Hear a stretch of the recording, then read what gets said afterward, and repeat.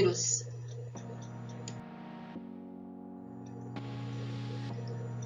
Lembro do meu tempo de escola. Todos os colegas odiavam apresentar trabalho lá na frente, mas eu adorava.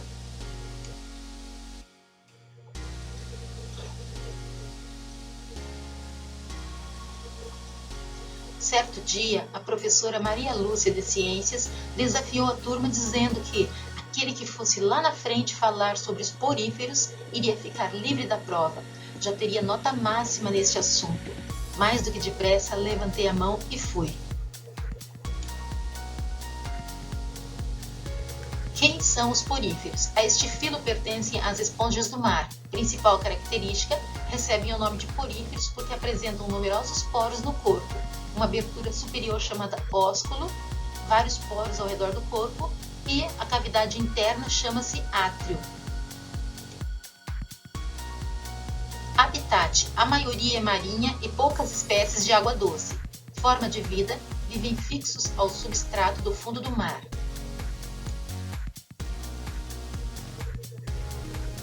A alimentação: dentro do corpo da esponja há células com flagelo, os coonócitos, que ao se movimentarem criam uma corrente de água que entra pelos poros, trazendo partículas de alimento. Essas células digerem o alimento e os resíduos saem pelo ósculo.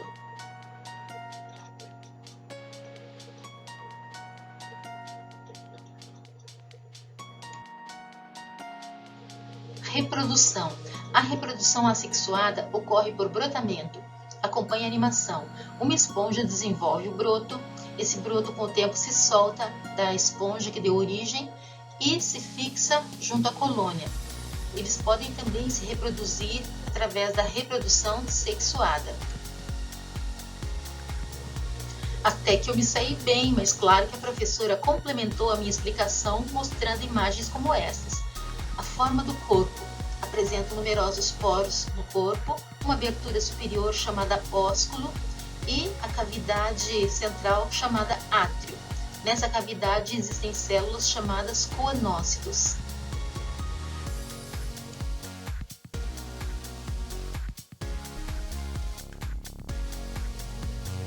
A alimentação: as esponjas são animais filtradores. A água penetra através dos poros. Na cavidade anterior existem células chamadas coonócitos que com seus flagelos criam uma corrente contínua de água e através dessa água vem partículas de alimento que são digeridas nos coonócitos e os resíduos saem através do ósculo, que é a abertura superior. Filoquinidários. Quem são os quinidários? Alguém sabe? Quantas lembranças do meu tempo de escola! Olha eu aí, com a mão levantada. Até hoje eu me lembro de exemplos de quinidários: água-viva, caravela, anêmona, corais e hidra.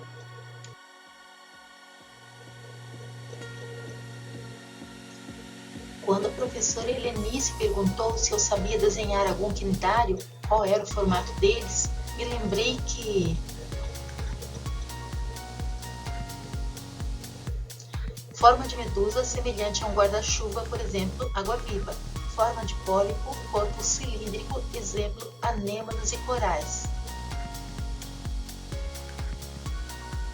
Eu me lembro quando a professora me pegou dormindo na aula e me perguntou: por que esse grupo de animais recebe o nome de quinidários?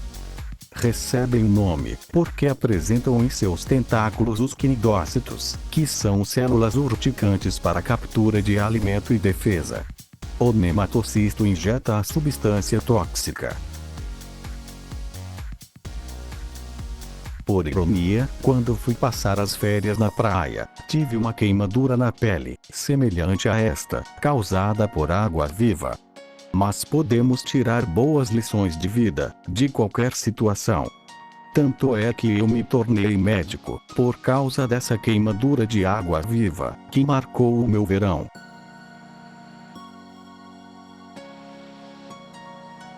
Eu sempre fui muito extrovertido. Adorava quando a professora pedia para apresentar trabalho lá na frente. Então a professora fez uma pergunta desafiadora. Se os cnidários têm células que queimam em seus tentáculos, por que então o peixe palhaço, aquele do filme Nemo, circula livremente pelos tentáculos da anêmona e não se queima?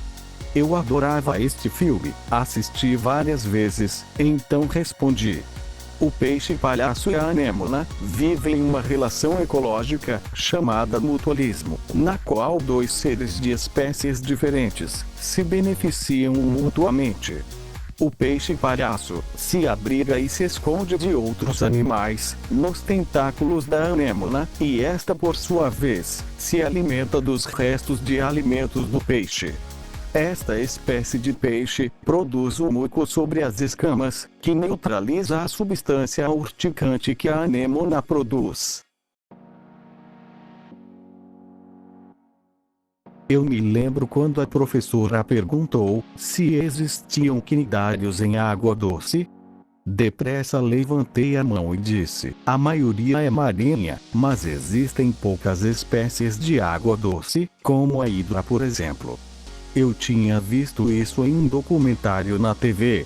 E ainda complementei que quanto à forma de vida, algumas espécies têm vida livre, outros vivem em colônias, fixos ao substrato do fundo do mar. Gente, eu adorava biologia marinha, hoje sou biólogo.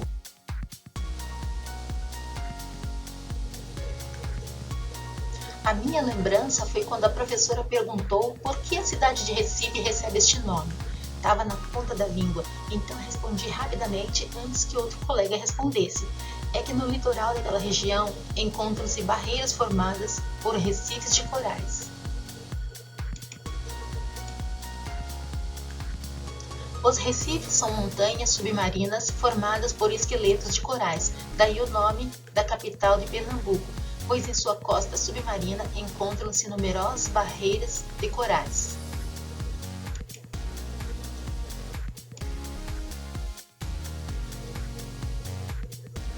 Bem, eu sou filha de militar, estudei em escola militar minha vida toda, então era obrigada a ser boa aluna. Como eu desenhava muito bem, a professora pediu para que eu desenhasse no quadro a reprodução por brotamento dos cnidários. Eu fui e desenhei a hidra se reproduzindo.